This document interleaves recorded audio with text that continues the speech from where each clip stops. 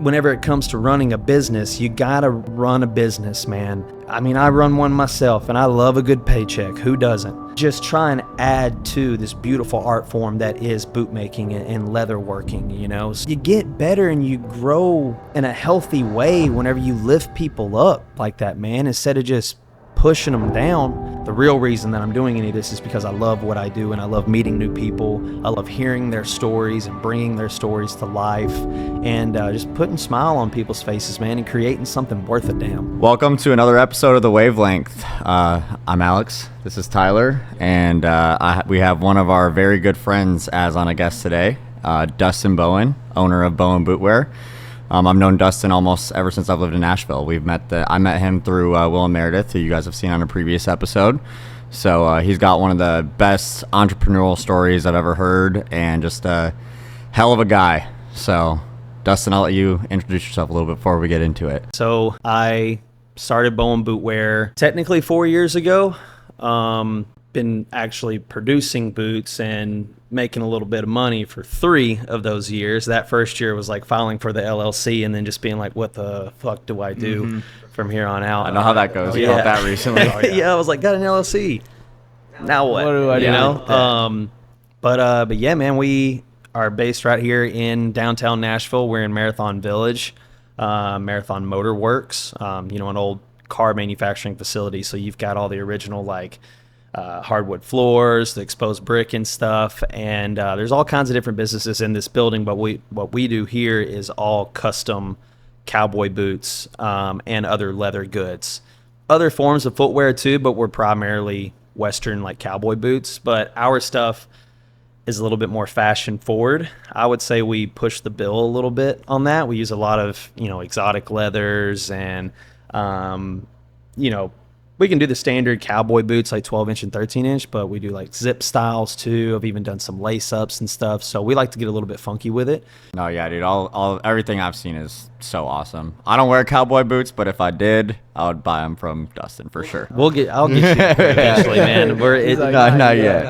I've got some other stuff that I'll share with you here in a little bit, though, that I do think that you're going to be excited about. All right, I'm here for it. But yeah, man. So we're pretty much just like if you were to go in and get a custom suit, or a custom, for a lady, a custom dress, whatever, you come in, sit down, let's talk about your needs, what style, what is your style, what are you wanting to use these boots for, and then we can talk about all the different silhouettes that we have to play with. If you want to use our silhouettes that we already have, we can, or we can just hand cut you a new pattern from the ground up. And then, yeah, we get into materials, colors. I mean, we can do all kinds of stitch patterns and inlays, but the most important part is how we fit you, though. We've got our old barber chair over here that will set you in, and I'll take one of my foot mapping books, and you'll place your feet on it, and then I take my pen, and I take foot mappings or tracings of your feet. I take a couple of those, and then I get out my tape measure and take about 17 different measurements from your feet so that we can create your custom last, which is the form that the boot is built around. So we can build those boots to your exact fit specifications. Wow. Yeah, and then they're 100% leather too. So even after they've been built to you, the more you wear them, the more heat and moisture builds up in them. That leather just continues to form to you over time. So it's only going to get better. So it's one of those pieces that you're going to invest a good amount of money in them up front for sure. But they're 100% handmade. We only use grade A quality leathers, and you're going to have these things for literally the rest of your life. Right. As long as you're taking care of them, don't be, soaking them in, mud puddles or anything like that. Take care of the things, but at the same time, I tell people all the time, what's the use in having a nice car if you're not going to drive it, right? That's true. I tell people, wear these things. They're meant to be worn, but, maybe not on Broadway. Maybe, maybe not. I wore these babies on Broadway the other night. They definitely got some scuffs and dings on them. They're built for it, I'm sure. Yeah, man. Every boot's one of a kind. Yeah, custom, tailored to everybody's foot. Yeah, and I've produced some duplicates here and there, if a client stock lines. Yeah, I've done some. I've done a line of 20 pair of smooth ostrich, just a leather that I came across, found a good deal on it, and I was like, man, I could build 20 pair out of this and offer it at a little bit of a better price point.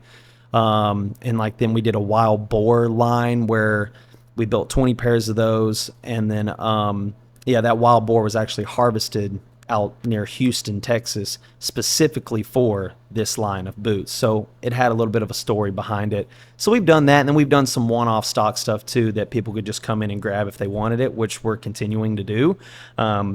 But mainly we're custom. And if somebody sees something on our Instagram or something like that and they're like, oh, dude, I have to have that boot. I'm like, okay, we could do something based off of that, but that was that person's idea. Like, let's do something different about this boot to make it more unique to you. And most people are open to that idea, but there's definitely been they're some they're like excited about it. They're like, oh yeah, that's cool. Oh yeah, absolutely. You know, they can add their little bit of flair to it, but there have been some people that are just like, nope, fuck that. I want that one. I'm like, all right, man, I'm not going to post about it because that was that person's idea. Yeah. But we'll build you whatever the hell you want, man. I tell people all the time, if it's legal, we'll do it.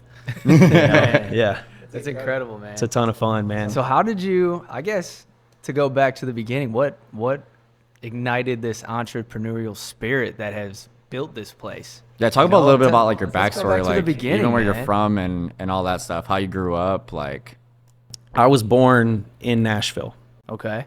So my dad grew up in Nashville. My dad's originally born, he was born in Northern California, but moved to Nashville whenever he was very, very young. And my mom was actually originally from Georgia. And then she moved to Alabama for a little bit with her first husband, and then moved to the Nashville area as well.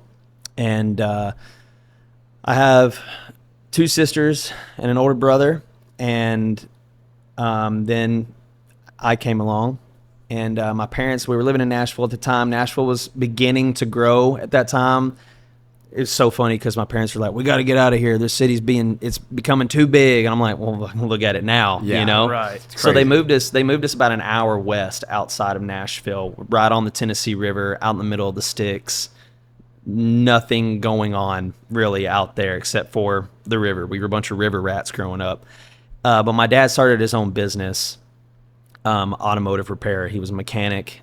He owned a shop for almost 30 years, and grew up working at the shop with my dad. I mean, as soon as we turned 16, every one of us was, made to get a job. If you're going to have a car, you're going to pay for your own gas. If you're going to have a cell phone, you're going to pay for your own cell phone bill, stuff like that. So our parents definitely instilled like working for the stuff that you want in life. Like if you want it, you got to go get it kind of thing. And then just that, just always working for what you want, and then working alongside my father at his business, just seeing how he treated people, especially being a mechanic.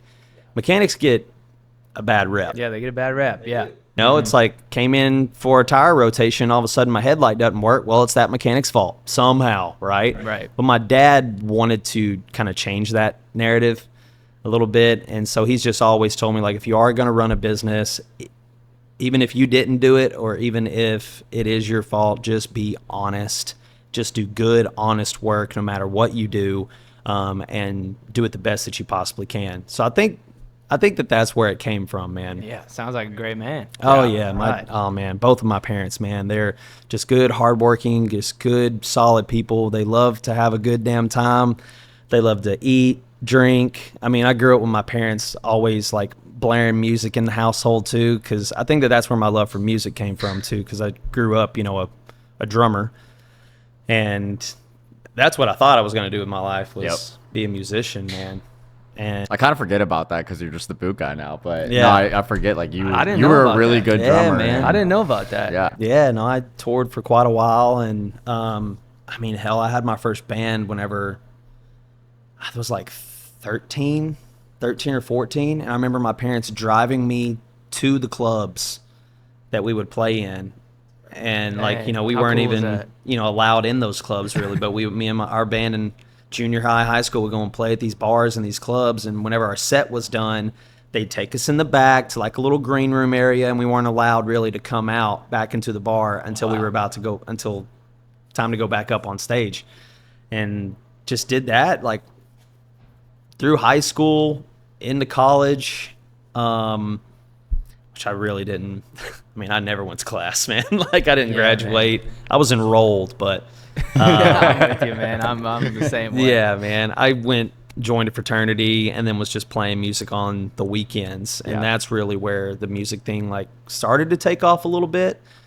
Started playing in a bunch of different bands, just kind of opening acts. But as a drummer, you're always just a hired gun. I always wanted to be like in a band instead of just playing for people.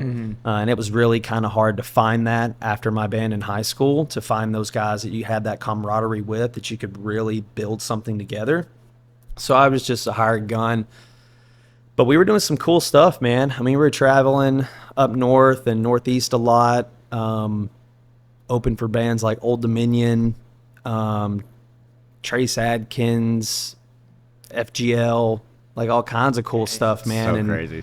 Remember we did a sold out show with Old Dominion at this place in Chicago called Joe's on Weed Street. And I thought that was just, I had made it. I was like, this is it, man. This is freaking awesome. And it was, but what was even funnier was still at the time, I was like buying and selling boots on the side, because I had gotten a side job at a boot store. And an older gentleman there kind of had taken me under his wing and started teaching me about cowboy boots. And I just thought it was fun. And I was buying and selling them and collecting them, just making extra cash. But I was taking them out on the road with me and selling them out of the back of the band van, and started going to shows, and people were like, oh, you're the boot guy. And I was like, well, I'm the fucking drummer in this band you came to see too, but yeah, I'll be your boot guy. I'll be the boot guy. What you looking for? I got what you want, kind of like a drug dealer, it felt like at times. Right. But take them out and sell them some boots out of the van, and then slowly more and more people at these shows were just like, hey, you sold me these in Indiana, and we saw you guys there. And I was like, no shit. Like, and then I just kind of started taking to this whole boot game, man, and started sketching and refurbishing boots and stuff on the side. And it was just kind of like another creative outlet that I was exploring, that I had never explored any other creative outlet. Like, it was music. I was going to be a drummer, and that's all I ever wanted to be. I didn't give a damn about anything else. And so it was kind of interesting to me that I was even taking to anything else. Right. That's wild to be able to tap into something else when you've built this whole iceberg of a creative base on the side over here. Yeah. It's wild. It was fun, but I wasn't thinking too much about it either. I wasn't thinking that it was going to be anything for me, because I was just like, yeah, this is just to help pay the bills until I really pop off with this music thing. And then I kept doing it, and I was just like, holy shit, like, I'm not making any money playing drums. Like, this is not fun anymore for me. Dude, music is such a tough industry too. Like, there's just so many people in the industry, and like the bigger companies are insane. I feel like, so I feel like it can be a heartbreaking industry too, because it's something that you just love so much, and then if you're doing it for the right reasons, then you're not seeing the rewards, but you're still having a good time. It's so conflicting. I'm sure. Yeah. I mean, there were times where I was just like, I never want anything other than this. Like, I would not have cared to have ever formed any type of like romantic relationship. I didn't care really to ever buy a home.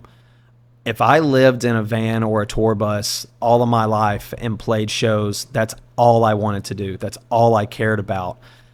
But then the realities really started to set in on me. Like, one, how fucking lonely I could probably end up being. And two, I was a good drummer. I wasn't great.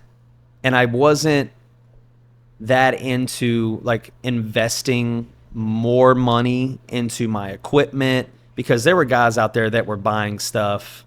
They were buying all these rig kits and stuff to play tracks and all this stuff. It's whenever like the bro country scene and all that stuff really started to come up as I was playing in the country music scene, and I was not willing to adapt to that scene. I was like, no, like, I love playing raw, like with my boys, and that's how I like to play. And they were like, well, then you're going to get left behind. And I was like, well, fuck it, so be it. I wasn't going to conform to that, man. I like it though. Well, that's how Darren is. You've met my buddy Darren too. He's a killer drummer. Yeah, he's a great drummer, but he really only likes the hardcore shows, and that's the band that he's in. And Dude, he probably could go tour with a pop star in a second because he's that good, but he just like won't do it because he's like, it's just not my music and I don't like have fun with it. Like that, it'll ruin it for me. So he's just kind of like, I'll figure something else out. And that was another thing that I think my dad always, I wouldn't say that he necessarily like told me, but I just saw it. My dad's passion is cars, vehicles. I mean, he has restored some incredible classic cars, man. I mean, the guy knows his shit, but he also turned it into his job. I mean, he had kids at home, you know, he did what he had to do. I mean, he's, you know, a man's man. Like he did what he had to do, but there were definitely times where he was just like, I don't want to talk to anybody about a car. I don't want to look at a car. Although still to this day, he is infatuated with it. And I guess I never want to get to a point, even like with music or even with boots. I never really want to get to a point where I hate what I'm doing, because I've definitely fucking been there before. And trust me, there are definitely hard times, you know, in running this business, running my own business. I mean, it's strictly me. There have been times where I was like, I don't even want to look at a pair of fucking cowboy boots right now. Very few times, but it has happened. And then I took a step back and I thought to myself, okay, what's going on right now? Why do you feel like that? Think through this, because you don't want to hate this, man. You love this. So it's figure it out. It's a fleeting feeling right now. So let's dive in to see why it's happening. Right? Yeah, man. And with drums, like, I never hated playing, but it definitely started taking the fun out of it whenever I was like depending on it to pay my bills and everything. And so I was kind of at a crossroads. I had gotten a job. I kind of upped my boot game a little bit while I was still playing music. I went and got a job with a major cowboy boot brand, because I was like, well, if I am going to pursue this a little bit more, I at least want to do it right. You know, I at least want to work for a good brand. Yeah. So I went and got a job working for them. But I was still like, well, there still could be something with this music thing. And I even had an opportunity to like get into production and like go out on the road with 21 Pilots. I had a buddy who still is their lighting director. And he was like, listen, man, I can get you on, but I really, really want you to think about this. You did a trip with them though, right? Didn't you drive them to Columbus one time? Yeah, they were doing, I forget the name of the festival. It was Cincinnati. Okay. I forget the name of the festival. But yeah, I drove a freaking 28-foot box truck with all their LED rigging and everything in it. Millions of dollars worth of shit. And I'm sitting there like scared shitless, dude. I'm just like, here's this freaking awesome band, and if I wreck this bitch, there ain't gonna be no show. No show. 19 we all got to meet them. Yeah, true. Yeah, we met them before. Dude, they're great guys. They're cool. Man. They are great guys. They just, man, they're incredible. So like, and that stuff was very fun. It was very interesting. It was pretty cool to see that side of the entertainment industry, you know. Right. Still deep down though, I was like, I want to be the one on the stage. That's you know, what I was gonna say, man. Like, it's kind of like falling into it, just like, and you have to stare at it every single day where you want to be. Like, that could be. It's tough. like, yeah, I would have been living on the bus, but not the bus, right? Like, I was still going to be the guy. I was one of the guys that would have been showing up the very first ones there, and you're the very last ones to leave, and like, you're just working your ass off. And any of those road dogs out there that are doing that, I mean, my fucking hat's off to you, man, because it is hard work. But my buddy, he was a fraternity brother of mine, was how I knew him, and so he knew me really well, and he saw how I was starting to kind of take to this boot world, but still kind of torn whether or not I wanted to do music or not. And he was like, man, like, I'll get you out here, I'll hook you up, but I really want you to think about this and where you really see yourself and what's really going to make you happy, what's going to be able to provide you with some financial security. Because, man, I'm seeing what you're doing right now with this boot thing, and it is so cool and it's so different.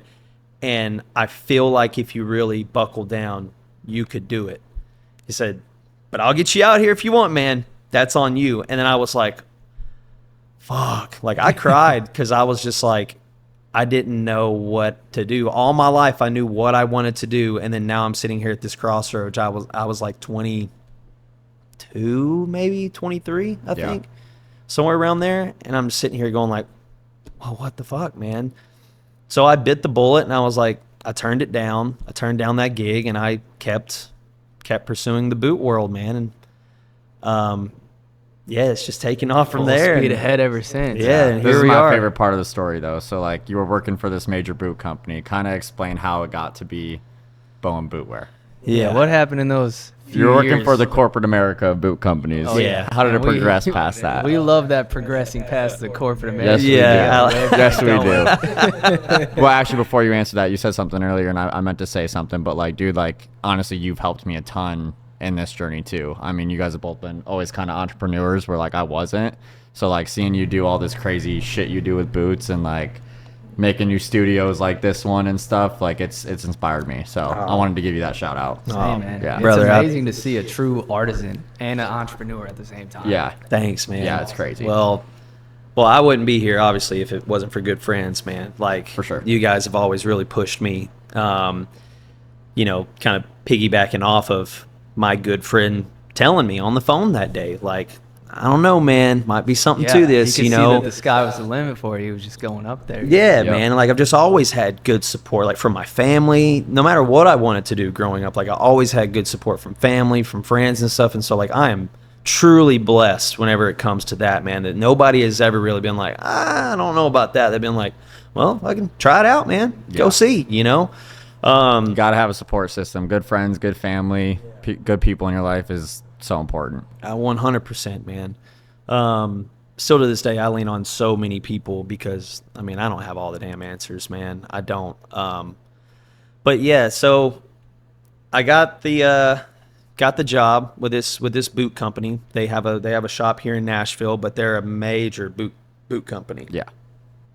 Excuse me. And they've been around. They're one of America's, like, oldest companies. I mean, they've been around since the 1800s and all that stuff. And I was like, well, they're the top dogs. And if I'm going to learn about this, like, I want to go somewhere legit. And I was just going in to, like, check out their store one day. I didn't know that I was actually going to get a job there. I just, like, had taken a day off. Again, was trying to figure out what the hell I was going to do with my life. And so I just walked in there. Walked in. They handed me a beer. And I mean, the place was super, super nice. And I was looking at all these boots, and there were boots in there anywhere from, $800 at the time. Like, they're not like this anymore, but, like, you couldn't find a boot in that store like under $800 or $900. And then they had boots in there for like 15 grand. And I was like, holy shit, man. Like, and she handed me that beer, and I was like, now this is how you shop for a pair of boots, baby. Like, I'm in, And the more I just got to looking at it, I was like, yeah, man. Like, because, I'd been sketching boots and refurbishing them and dyeing them and stuff on the side, trying to get pretty creative with them and trying to make them just as cool and classy at the same time. And I walk in, and on the shelf is like, that's all I see are boots like that, And she came up, she's like, can I help you, like, with anything? I was like, yeah, you can get me a job. I was like, are y'all hiring? And she was like, we actually are. She was like, let me go get our manager.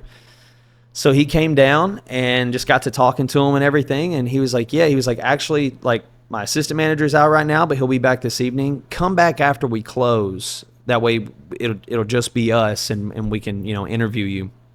And we had an interview. It went great. They hired me on the spot. I went and quit my production job. I put in my 2 weeks. I think I stayed like another 2 days. Right. And I was That's like, fuck usually how it this, I'm goes. out, peace. Yeah, it was rough work, man. But started working for them as just a sales associate, just selling boots on the floor, which I got humbled pretty damn quick.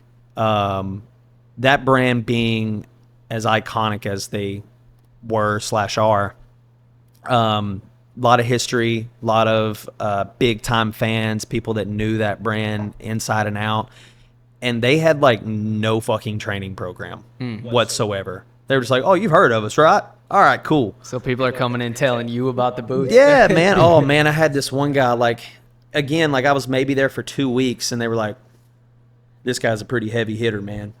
Go get him. I was like, fucking me? You're going to send me in there? I was like, all right. I mean, this guy was dressed to the nines, older gentleman, dressed to the nines, man. He comes in, and I was like, hi, sir. Like, how can I help you today? He was like, tell me about this boot right here. And I was like, well, And now, today, I can tell you every single thing about that boot, down to the freaking stitches. And I was like, well, it's a 12-inch cowboy boot. It's like, yeah, no shit, Sherlock. And it was made out of like baby buffalo hide, chocolate, had a snip toe, 1.5-inch heel. But at the time, I was just like, it's a very nice boot. You can wear it with the lot. And he stopped me. How long you been working here? About 2 weeks. He said, yeah, sounds like it. Go get me somebody that knows what the hell they're talking about. He goes, that's buffalo, son, not cowhide. And I was just like, oh, shit. But they weren't going to do anything about it. I mean, I was embarrassed, man. I had not been embarrassed like that in forever. And so I went home, bought the book of the guy who started that company, read it from front to back. I think I've read it probably about 5 times now. Started doing YouTube channel, getting on YouTube channels about boots and stuff, learning as much as I possibly could. And I was just training myself because it was just so embarrassing. And then as I was educating myself, I started to fall in love with it, man. Just the history behind cowboy boots and just how people design them, how people make them, whether it's a mom and pop shop to the major manufacturing companies, across the world. And I was just like, this is something I could really sink my teeth into, man. So I started to, and I made it a point to be the best damn boot salesman that company had ever seen. And I fucking was. Hell yeah. I was, man. I worked my ranks up, and I don't want that to come off as like bragging or anything, but I'm just really proud at the fact that like I trained myself on this business and exceeded. And I wanted to because I really liked working there. It was really fun, man. It was so cool. And to be a part of something like that, to be a part of that team, and for me to have that knowledge still at such a young age too was something I was just really, really proud of. As you should be. And it took that jackass that made you feel like small for you to go through that experience. Yeah, man. And then I started just working my way up in the ranks, man, from a sales associate to the assistant manager of that store to eventually the general manager. Built out an amazing team. I loved everyone that I worked with at that shop, man. Like they just showed up and I just wanted to give them what they needed to do their job right. Everyone came in a good mood every day, and that's what it was about. And then I saw this portion of the business that was kind of lacking a little bit, and that was the custom department. I was like, all right, well, our sales are good. We're doing a good job. Like, how can we boost this up a little bit? So I started looking into it myself a little bit, and you could like change the toe style of the boot or the pull strap or use one of the classic stitch patterns that the company had for years and swap those out. But I knew that the bootmakers that worked for this company could do so much more, man. So I was like, all right, how custom can we really get with this shit? So I started sketching stuff and pulling leathers and patterns. I'm like, oh, we could use that old pattern from this original style, but then mix it with this new pattern that I've created, and started posting about it just on my Instagram. First boot I ever made was just for myself. It was a zip boot because I had a lot of people coming in with their regular cowboy boots poking out of their jeans, or they would wrap gaff tape or something around the boots just so they could fit it under their skinny jeans. And I was like, one, I respect that you're going to those lengths just to wear your cowboy boots, right. But there's got to be a better way, right? So I developed that zip style, put it out there. People started loving it. I put a pair on this country artist named Travis Denning. He wanted the same exact boot that I had built for myself. I had Eastern Diamondback rattlesnake, Black Owl Testa cowhide. Like, it was sick. I still have that boot. I hope so. And then I did a couple pair for Caleb Followell from Kings of Leon, and who wears them in his their newest album cover, right? The previous one, okay. Not the newest one, but the previous one. Yeah, that was hilarious. I opened up that vinyl, and he's just sitting there with the cowboy boots. I about shit myself. How crazy was that? So cool, man. And to think that was just the tip of the iceberg on some artists wearing your boots, huh? At that time, I could have died and gone to heaven and been fine, because Kings, they're in my top 3 favorites, and I was like, this is cool. But then eventually I just stopped posting anything from my personal life. I was engaged at the time, very serious relationship, and I was just like, sorry, but there's something to this boot thing. So I took down all my personal content, everything of like me and her and all that stuff, and just started posting cowboy boots. And word just kind of spread in Nashville. And so people just started coming to the shop, wanting custom boots, started booking appointments and stuff. And next thing I know, I'm taking like 5 or 6 appointments a week. Really built up that program. And then eventually the company was like, hey, like, you're doing great at this. How about you come to the other stores and you start teaching them how to do it, build out the program there, come to these trade shows and stuff with us, and start building it up. So I did. And it just grew and grew and grew. Eventually started just making, boots for pretty much anybody and everybody, man. You name them.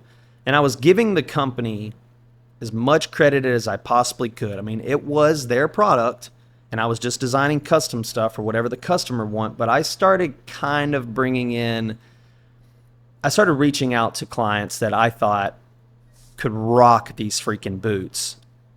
And I know that they would be proud to rock them. But some of those people were not necessarily on brand for this company that I was working with, because they were a little bit more traditional Western cowboy boot styles, and the stuff that I was designing was, again, a little bit more fashion forward, a little bit more wacky.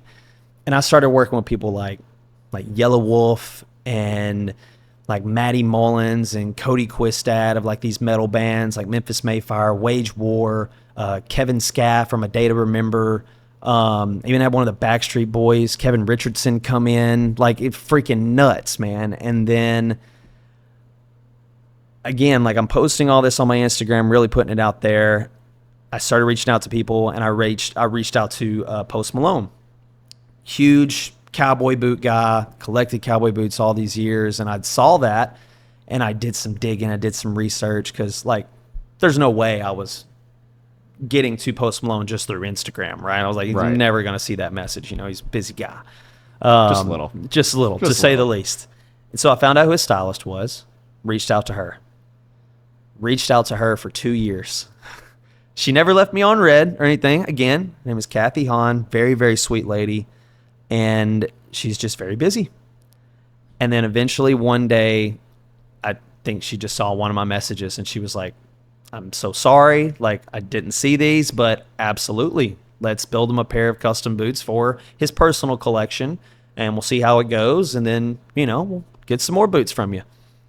And I designed him out some crazy, like 12-inch standard pull-on cowboy boots. Yeah, Cayman crocodile with distressed buffalo, and they've got like the 9 of swords like embroidered on them. They've got skeletons pouring wine into skulls and all this stuff embroidered all over them with his initials inlaid in alligator. They were just sick, and I was very proud of those. I imagine. It was most, and at the time I was sketching on like printer paper. I didn't have an iPad or anything, man, so I did all this with a pencil. Wow. And I probably killed so many trees with how many pieces of paper I just crumbled and threw away, but we finally got it. You got to get it perfect, man. Oh, man, it had to be perfect. Take us back to that moment when she responded and was like, yeah, let's go ahead and design him a pair of boots. What was that like? I was up in my office. Oh, yeah, I knew you would remember where you were. There's always that moment, man. I was up in my office and, just busy, still running the store and everything like that. Just happened to have a little bit of downtime and picked up my phone, checked my Instagram, and there was her message. And dude, just the fact, like, I didn't even open it there for a minute, but just the fact that she saw my message finally and read it, I was like, even if she's telling me to screw off right now, at least she just read it. Yep. And because she is iconic in her own. Kathy is just amazing. And whenever she just said, absolutely, let's do it, dude, I was speechless. Like, I could not believe it. And then it hit me like, okay, let's get to work. Let's get to work. Time to get to work. Like, you haven't even started yet. Like, this is just the beginning, man. Like, get to work. And that's how I kind of am now, because I've definitely, since then, I've been very fortunate to work with a lot of people from around the world, A-list celebrities to, guys and gals that work just to save their paychecks so they can add another boots to their boot collection, because that's how much they love boots, which all of it means the world to me. But anytime someone reaches out to me, it's like, hell yeah, that is awesome. Now let's get to work. Like, don't bask in it until, Right. I've always said there ain't nothing to talk about until there's something to talk about. Yes, sir. So get to work and get it done. I So like I that. did. And man, I sketched and sketched and sketched and sketched. And this was kind of at the beginning, at this point, it was kind of at the beginning of COVID. So the manufacturing and stuff was really starting to slow down. And I was like, man, I got to get these things in before they anything shuts down. Got them in. They're starting to work on them. And then everything shuts down. So it delays production. All in all, this took about 4 years from the time I very first reached out to her to the time that we finished these boots. It took about 4 years in total. Wow. So yeah, it was a long, drawn out process. Man, Dustin. Yeah, man. Oh, dude, You're a patient I lost man. a lot of sleep, a Man. lot of sleep during that time, man. But I was like, okay, now's the time to put up or shut up. I really want to show everyone, including this company, I went out, I sought them out, I want to design. At this point, I was like, okay, I really want to start designing for this company. I want to be a part of this, or at least lend a hand in the men's design department. Somehow, I wanted to learn so much more about designing Western footwear. So I was like, all right, now's my time to really stretch my legs and show them. We did the boots. They came out perfect. And I had a guy who was doing some videography and stuff for me at the time. I was like, I want to shoot a video of these. I'd never shot a video of anything. It was just pictures. And I wanted to shoot a video of these boots displaying every little bitty detail. And we found a remix of one of his songs, Hollywood's Bleeding. It was a remix that we had found. And so we put that over it. It was just so perfect, man. Made it so post. And put the video out there. Did well. And apparently I did a little bit too well. Because then on a random Tuesday, I got called into the shop after COVID, after the boots had been out a little bit. I got called into the shop by my boss, which is hilarious because he's one of my best friends still to this day. Oh, really? I didn't know that. Oh yeah, I love the guy. Okay. We talk every day. His name's Michael. He was my boss at the time. Called me in for an early meeting, which wasn't out of the ordinary. I mean, I was running the store and everything. And I go up to the design loft, and he's up there with our HR department. And I was like, no. And he was like, Dustin, it's come to the company's attention that there are some creative differences. And due to that, you are immediately terminated from the company. So we're going to need you to gather all of your things and exit the premises immediately.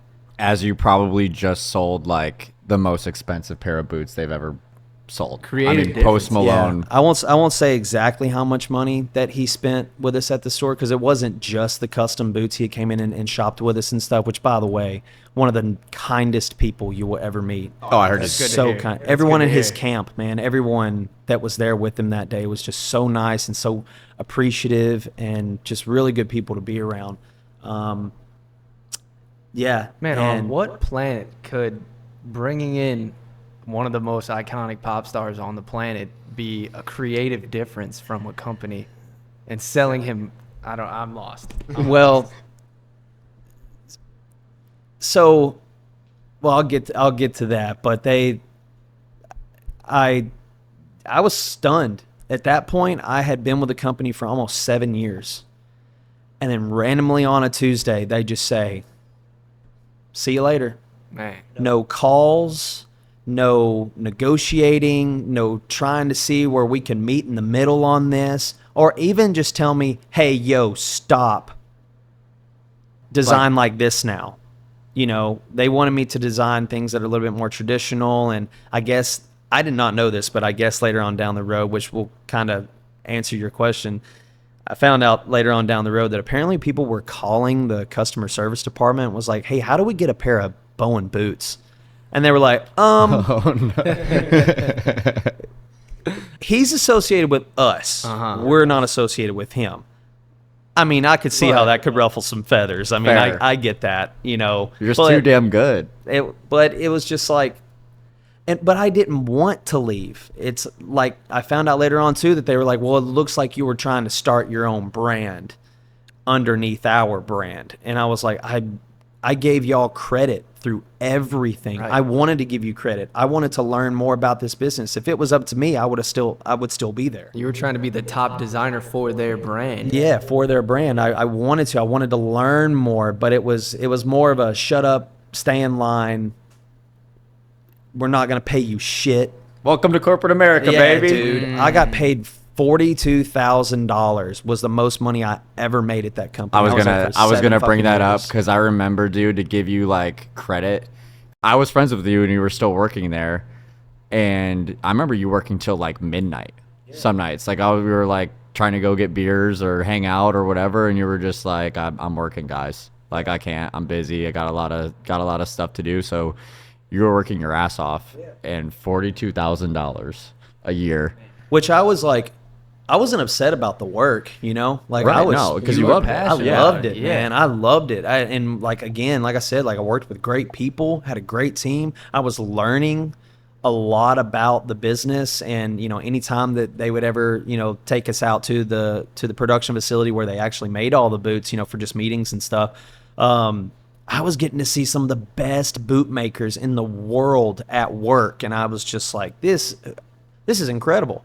This is awesome to witness. But once I got let go and I was told that, like, well, they said that it looked like you were trying to start your own brand, and I was like, well, I never wanted to do that. But it's not a bad idea. Not a bad idea. And they had so I got fired. Was just kind of chilling. I took about a month off from working.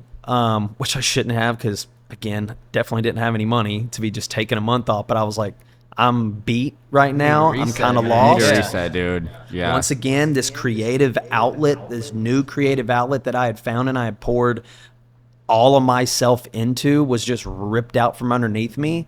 I was a little bit bitter towards cowboy boots and to that industry. Sure. I didn't know if I wanted to pursue it. I even thought about getting back into music and into production and stuff like that. And then I got 2 cease and desist letters from that company telling me that I needed to take everything down off of my social media pages and all that stuff, all the work that I had done, because it was, you know, they owned it. It was their stuff. And I'm sitting here going, you know, I called my attorney and I sent him the letters and everything. And I was like, what does this mean? I'm scared shitless. I don't know what to do. I don't have anything. I said, I feel like they're trying to take everything from me, man. And all I've ever done was try and pour everything into this company that I freaking could. And he said, well, I've talked to their attorney, and essentially he said that, again, you have the ability to start your own company. You have all the knowledge, and they don't want you using their brand to kind of boost it or help start that, which to a certain extent, I got that. I was like, but I worked for the company for 7 fucking years. Don't you think it's a little bit too late for that? Like, right. Too late, motherfuckers. I've already made a name for myself. And you designed them. Like, you personally designed them. Yeah. Like it. Which, in the end, again, if you do design something through their company, they do own it, which was fine. That's, yeah. But anyway, you can't take away the skill set that you developed in that time. And so he told me, he said, sounds like you need to, like, you have until this date to have everything down, and then you need to start posting stuff for your boot company. And I said, I don't have a boot company, dude. And he said, well, it sounds like to me you need to start one, and you have until this date, so fucking get with it. And so that's whenever I started just like coming up with the name, the logo, which I had, you know, the Circle B, my logo, I had it. There you go. Yes, yeah, sir. You know, we're rapping. Yeah, man. Appreciate that. I've had that tattooed on me for forever because I just used to draw it on shit. I just always thought it was cool. You had that tattooed before you even had the brand. Yeah. Wow. And I was like, well, I guess that'll work, you know, the Encircle B. And so I just started putting all that stuff together, filed, you know, for my LLC or whatever. And I called my dad and I was like, Dad, I don't know, because if I have business questions, I call my dad. I talked to my barber, BJ Holmes, super, super tight. You know, that's my boy. BJ is fresh. He used to cut my hair too. Yeah, man. But I live closer. Now I just live too far, but BJ's the man. He is the man, and been a great mentor to me. And, you know, called my dad, and he was like, well, sounds like to me you need to start calling some of these like mom and pop, like bootmakers and stuff that you've just kind of met over the years and see if they'll build something for you, you know? And it doesn't have to, Dustin, this doesn't have to be a business if you don't want it to be. But give it a shot. Let's just see. And I was like, all right. So I called up this girl. Her name was Holly Henry. She lived in, like, I think just outside the Houston area at the time. She lives in Colorado now. And I had followed her on Instagram through her apprenticeship and everything. She was working for a bootmaker in Manhattan at the time. And she was making some cool shit, man, just real, and still does to this day. Some very, like, had classic roots, but again, had some edge to it. And I called her. I was like, listen, I got all my patterns. I got all my designs. I actually had people still hitting me up through my Instagram and stuff. They're like, yo, I see you took all your work down. What's this new thing? Are you starting your new thing? And I was like, I am. And they're like, well, I'm ready. I want a boot from you, which was mind-blowing to me because that people were even still wanting to work with me because I was with a pretty big brand. Wouldn't have surprised me if people just wanted to stay working with them. Yeah, you didn't know if they were just loyal to them or loyal to you at the time, right? Yeah, Man. which was... That must have been amazing for you to start hearing that kind of stuff. Like, wait, yeah, perfect. We want it from you now. Yeah, it was good. The pressure started coming on, though. I was just like, oh, shit. Now I've really got to start, like, again, kind of just start new, start fresh. So I called her up and I was like, Holly, will you please help me? I've got a couple of orders. Probably not even going to be anything big. Who knows? But, like, I just need somebody to make some boots. And her response was, Dustin, I just want to make some dope shit. Let's do it. And I will never forget her telling me that. And I was like, you are saving me. She goes, but I got to warn you, I just do this, you know, part-time. Like, I've got a whole nother job. I think she trains horses. And she was like, so if you get, like, a big order in, like, this starts picking up, like, I can't take on too many, but I'll help you the best that I can. I was like, trust me, we're not going to get big orders. It'll be fine. And then Jinx. And some clients of mine that I had worked with a good bit at the previous company hit me up. They were opening up their new corporate offices in downtown Franklin. And I think that they had, like, I want to say it was like 7 or 8 guys on their staff that they wanted to buy custom boots for to, you know, celebrate the new office and all that stuff. And these are great guys. I'd worked with them a lot in the past, and I was like, absolutely, let's do it. So I brought all my leathers, all my stuff to their office, set everything up, fit everybody up right there in person. Had a guy come and film all of it too. Got to get that content, you know, because again, Instagram at the time was how I was pushing all this stuff. And it went great. A few of them ordered multiple pair, and it ended up being 15 pair that they ordered. And, you know, that was huge for me. This was such a boost. It was the Van Wilden family. So thank the Lord for them, man, because they really, really boosted all this for me. And I went back to Holly, and I was like, I got 15 orders. And she was like, sorry, I can't. Dustin, I can't. Like, I physically cannot do that, and I just don't have the time. Like, you're gonna have to find somebody else. And I was like, shit, here I am with these orders, and I had nobody to make any of my boots, man. So started calling around to some other people in the business and got connected with my guys now who build my boots. They made me a sample, sent it to me just to make sure I was cool with it all, and it turned out fucking awesome. Sent them 15 pair to work on. They built them out. Came out awesome. And I said, okay, well, if you guys can dedicate so much time, a day, a week, a month, a year, whatever, to my stuff, I've got the business, and I'll work with you guys. And they were like, done. So they hired a few more guys, and we're up to 8 bootmakers now. Everything that we do is hand built in El Paso, Texas. I'm not making every single thing here. I'm just the owner of the company, and I do all the designing and the consultations and everything and run the business. But those guys are the true artisans, man. I mean, all my bootmakers have minimum 20, 30 years experience in bootmaking. And to make the type of quality stuff that we're making, like, you have to have that experience. And in order for us to turn out as many as we do, like, I have to have a team. There's no way in hell I'd be able to do that all by myself, you know? So 4 years later, we've done well over 500 pairs of customs. And incredible, man. We're just gonna keep rocking it, man. See where we can take this thing. So it's crazy, dude. Everything happens for a reason. It really does. I mean, literally, that like fell in your lap though. It probably seemed like such a bitch at the time and like so hard to go through just being fired on the spot. But then like your lawyer just telling you like, sounds like you need to start your own company. You're like, yeah. Like that's insane. Yeah, my lawyer is actually a good like childhood friend. He's actually my brother's best friend. And so I knew I could call him. He was the only attorney whose number I had. And I was like, dude, you got to help me, please. Man. And he was like, as your attorney, telling you that you need to do this. And as your friend, fuck them. Go do it. Exactly. And I was like, Seriously. Let's go, baby. There was no losing there. No. I mean, yeah, you could say it fell into your lap, but at the same time, it felt out. That company freaking lost out, man. Oh, yeah. Talk about Absolutely. the loss of a valued employee that is truly passionate about the work they're doing. They absolutely lost.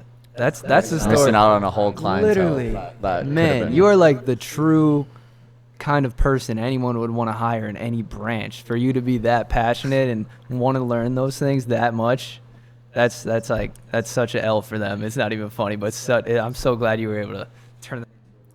Yeah, man. I mean, I would like to think you would want to lift up anybody that's working for you like that, like somebody that's wanting to learn about the business. It's like, oh, wow, like we have someone truly dedicated to this.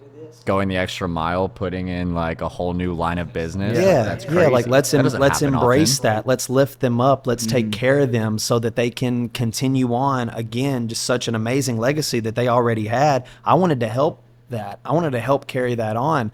And you know what, man? Like, again, I had found something outside of music that had like truly struck a nerve with me, like touched me. It was my new way of creating, and like all my life, man, I've been a little bit more on like the creative side of things, like more of the artistic side of things, like played music, loved art, you know, all that kind of stuff, love fashion.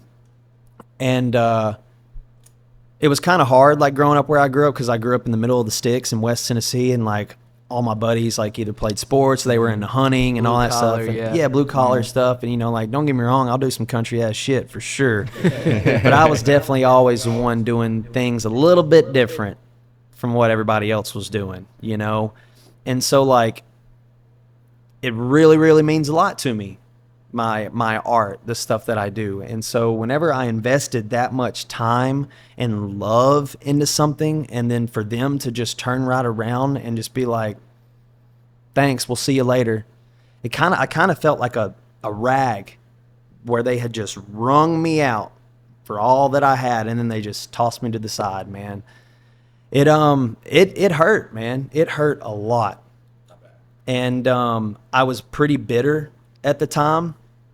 I didn't want anything to do with cowboy boots, which I thought was probably even worse, the fact that such an iconic brand that everyone knows in the Western footwear industry would treat someone like that loved the industry, loved that art form so much, and then give that person a bad taste about the art form. How backwards is that? Completely. It's like, are you actually passionate about what your brand is, or are you just trying to be a force that keeps everyone under your little puppet? Yeah, you know, man. Like, and hey, I get it. Whenever it comes to running a business, you gotta run a business, man. I mean, I run one myself, and I love a good paycheck. Who doesn't? But you get better and you grow in a healthy way whenever you lift people up like that, man, instead of just pushing them down. And so again, like I said, I was bitter for a little bit, but then I decided, you know what? No, like, it's not the art form's fault. It's somebody else gave it a little bit of a bad rep. I'm so going glad to, you realized yeah, that. man, I'm going to double down. I'm going to double down and now do it the way that I've always wanted to do it, and treat people with respect and run a good, clean, honest business, and just try and add to this beautiful art form that is bootmaking and leather working, you know? So kind of took that fire, and instead of like getting revenge or lashing out, I just said, you know what, I'm going to use that to start this thing. And for a long time, it was my driving force, which I don't think is super healthy. Like, after a while, I had to like let that stop, being my driving force. Yeah. And it was a good spark to get you going, but long term. Yeah, man. Because, I mean, eventually that's going to burn out. And then it's just like, well, then what were you doing any of this for in the first place? And the real reason that I'm doing any of this is because I love what I do, and I love meeting new people. I love hearing their stories and bringing their stories to life, and just putting a smile on people's faces, man, and creating something worth a damn. Yeah. I admire that, dude, how you handle the adversity of all that shit and then came out on the other side better for it. So, yeah, that's awesome, dude. It's an incredible story, man. Yeah, it's wild. It's wild. No, but not at all. your story is one of like the coolest I've just ever heard from anybody. Yeah, Like, it's like you can tell you are just a true artist and a true entrepreneur, and honestly, you are the most true Nashville human that I've ever like. Yeah, seriously, born dude. in Nashville, a musician turned into a bootmaker. Nobody else. Name somebody that's more. we need to get your Nashville. face on a billboard somewhere. Just be like, you just are Nashville, man. Like, name Yeah. somebody that is more Nashville, and you are like Seriously, the epitome of the American dream. If I had to say that too, like the classic thing. Like, you're doing your own thing. You're passionate. You have a skill set that you've built up through a corporate American, you know. Yeah, and you're just company. one of the, like I said this at the beginning, but one of the nicest, genuine dudes that I think any of us know. Awesome Yeah. guy, man. I appreciate that, guys. You're making me blush. But, man, it's just, I don't know, man. I just want to, just like my parents growing up, man, I just want to work hard, put my time into something worth a damn, have fun. You know, life's short, man, for us just to sit around and, you know, have someone breathing down your neck, telling you what to do, and never really getting truly thanked for it. I mean, you know, not really being truly appreciated for the hard work that you put into this one life that we have. I mean, don't get me wrong, I don't need a participation trophy for everything that I do, but it is kind of nice to be, you know, appreciated for the hard work that you're putting in life. And that's just what I want to do, man. And whenever people come into here, you know, I think I was telling you guys earlier, like, I tell them, hey, set aside at least 2 hours, because we're going to sit here and we're going to get to know each other, and we're going to have a good time. Just come in here, escape. Let this be your creative outlet as well, and let's just have some fun with it, man. You know, that's what it's all about. Yeah, which speaks for itself. And like you said, you like meeting new people. Speaking of that, you've gotten to meet some cool ass people and make boots for them. Yeah. Like, talk about like where you're at now, just like business wise, like clientele you're working with, and then just talk a little about your personal side too, because you've got a great, amazing life and good people in it. Not me, but like other people. Like, you know, you got a good girlfriend. You just had your 2 years. Like, kind of talk about the more personal side too. Yeah, man. So right now, I mean, like I mentioned, we just moved into this studio here in Marathon Village, which I'm so happy to be here, man, because it's I started this business out of an apartment, you know, and I lived there, and then the rest of it was turned into a studio, you know. So for us to actually have a legitimate commercial business now, you know, a space, it's pretty awesome to be here, and I get to come into work every day and you know, create fun pieces of art. So now we're looking at, like, I've always been afraid of getting into like stock pairs of boots and stuff like that, dealing with inventory and all that stuff of running like a retail business, because we're more, you know, appointment only stuff. But I've had a lot of people ask me, like, yo, man, like, when are you going to have something on hand? And living in Nashville here, being, you know, as close to the entertainment industry as we are, like, you get stylists and stuff that hit you up all the time that need something right then and there. So we are in the middle of building out more like one-off pieces, one-off stock pieces, just that are offered at a good price point that you can come in and every single piece is something different. So you're still getting something truly unique, which is what we are here at Bowen. I don't want to give you just something just ordinary, everyday, run-of-the-mill boot that everyone's got. So it's an easy way for people to kind of take their first step into Bowen. No pun intended. That's good, though. Yeah, without having to take, the full leap into the custom world, but they can get a taste of it. And then by building, I feel like those levels within our brand, it gives people kind of something to aspire to. Or maybe they just want to test us out. Maybe they don't know anything about us. And they're like, well, let me start off here, and if I like them, then we'll grow. Which I'm all about it. Test the waters first. I totally get it. So we're working on that right now. And, man, I like being here in my space, my studio, being able to design. But there are times that I think about, like, man, it would be cool to have, a custom boutique somewhere with a little bit more foot traffic, and maybe we did have those one-off styles there on hand for people to come in and shop those Bowen pieces. And so maybe one day we'll have something, maybe in 12 South, the Hillsborough Village or something like that. I think that could be really, really fun, man, to put the Bowen name out there a little bit more. And I mean, I love having my own brand. It's really cool, but just like whenever I was with that previous brand, like, I wouldn't mind designing for another brand. Okay.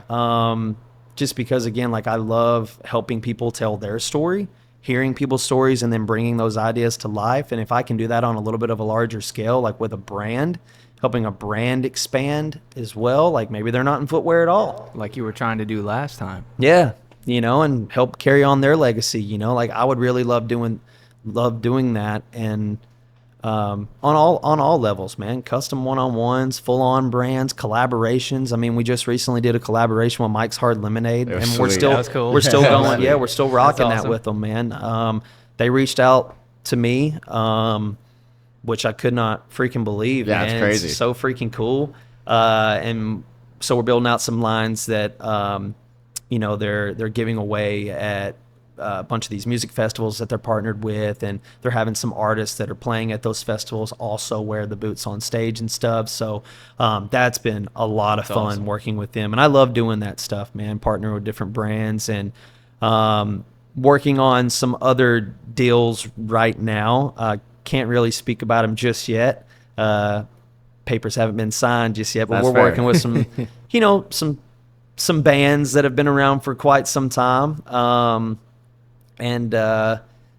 Yeah, man, I mean, if I can just continue to do that, then I'll be happy, man. That's really where I want to take this. But at the same time, I'm not trying to think too far down the road, because I still just, the moment that I'm in right now, I just want to make this brand and this product and everything the best that I can possibly make it, so that it can grow, One step at a time. Yeah. But have no doubt with the trajectory you're on, you'll get there. Well, the passion that you have behind you and the fire in there, there's no doubt about it. Well, thanks, man. Well, and it comes from, again, just having a good support system, man, having good friends and family. And, you mentioned my girlfriend, Trinity. Her and I, we just celebrated 2 years together, and which is hilarious. Me and her talk about that all the time. Like, we live together now, and like, we'll just, at the end of the day, we'll just be like, can you believe me and you?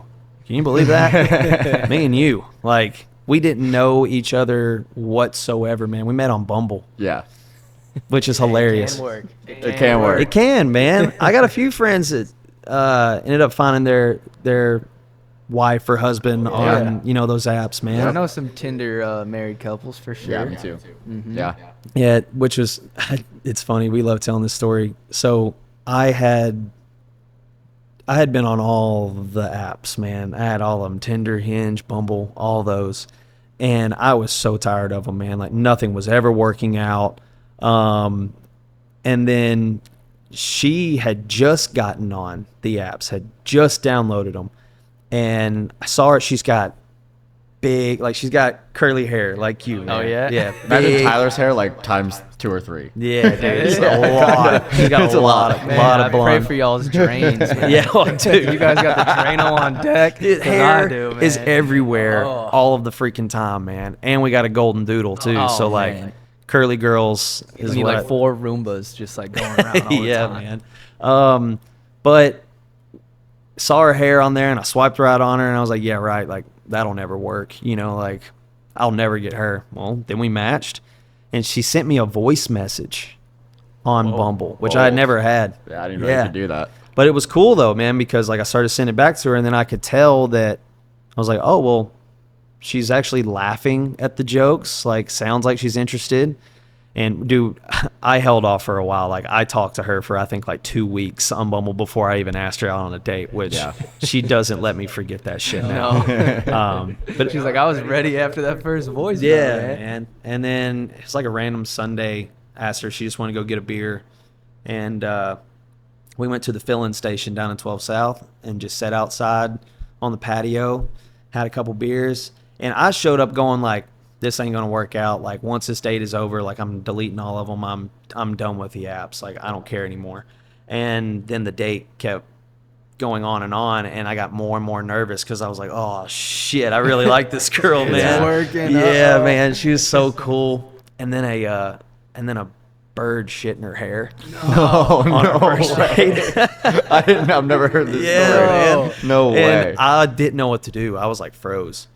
And did she know it happened? Oh yeah, like she felt it. I she figured it was too much hair. She wouldn't even know. It like hit her like right on the top of her head, and she didn't freak out or nothing. She started laughing, and she was like, "I'll be right back. I'm gonna go fix this." And she went inside, and I'm like, "Oh God, I don't know what to do," you know. And I'm sitting there like, "I like this girl." I'm like, "Should I go in? Should I help her? I don't know."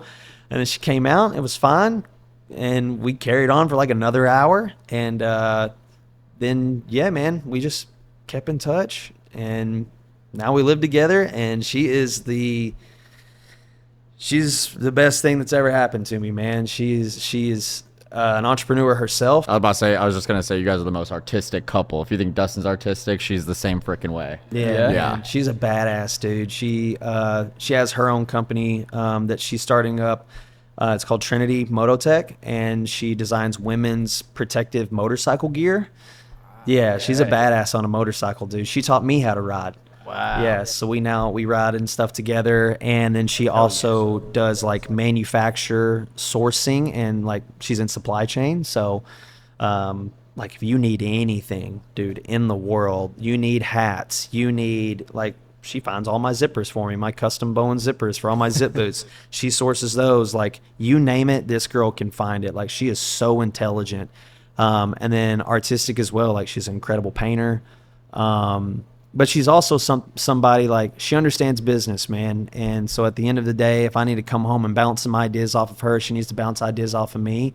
Like we can do that with each other and just be straight up with each other. Like, cause we know it's just business, and then be like, and on a personal level, like I kind of think this because I know who you are. So it's really good. Like it's a good balance, man. Great partnership. It sounds like. Yeah, man. Oh, she's the best. She's helped me a ton with this business. And just a ton like personally as well, because I feel like I could really, really get in my head a lot, overthink shit too much.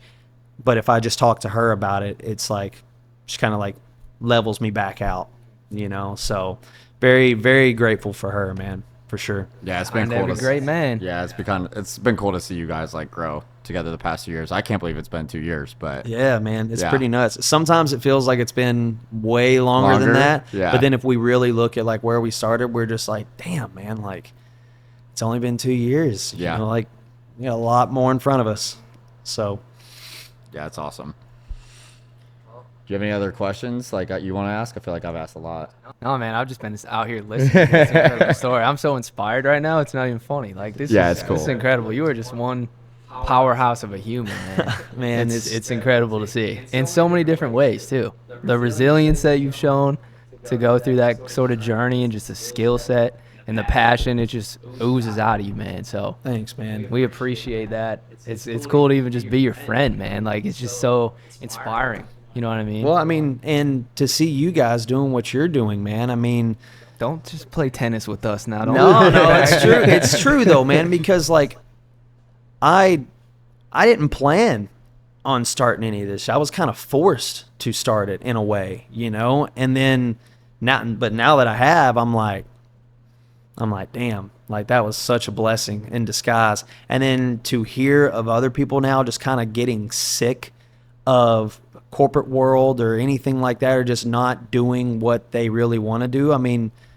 and just going after what they know is good for them. I mean, I'll be your biggest cheerleader any damn time for anybody doing that, man. Like, it's because then it just comes right back around. I'm like, all right, cool. There's somebody else out there doing it. I'm gonna keep going. Exactly. You know, it's cool shit, man. And for you guys to even include me in on this right now, like, is so freaking cool. Because I've listened to every episode, and I'm just like, oh, it gets me so pumped, man. So it's good shit. That, man. That's what we're all about around here, you know? Hopefully we're rubbing off on some people. And I know people are going to listen to this and be so inspired by you, man. Oh, so absolutely. Well, I hope so, man. It's awesome. That's if we can inspire one person to just go out and just do what speaks to them and what's authentic What's going to make them them happy in the long run and not just... Yeah, then that's a win, Yeah. man. So Yeah, go out and get yours, man. Get yours. Yes, sir. Do you got any closing thoughts? Anything you want to say, Dustin, or we good? Book an appointment with me. Yeah, Come buy a pair of Tell the boots. people where they can find you. Yeah. Oh, yeah. Everything. Shout yourself Yeah, out. what's your 'cause you Instagram and deserve it. everything? So yeah, Instagram, which is where we post literally everything. I mean, everything that we do, all of our updates and stuff. And you can get in contact with us through our Instagram. It's just at Bowen Bootwear, like footwear, but with a B. And that or our website, just bowenbootwear.com. Shoot us a note. My phone number and everything's on there. You can call or text me, and you will be talking to me directly. I want to make sure everybody gets properly taken care of.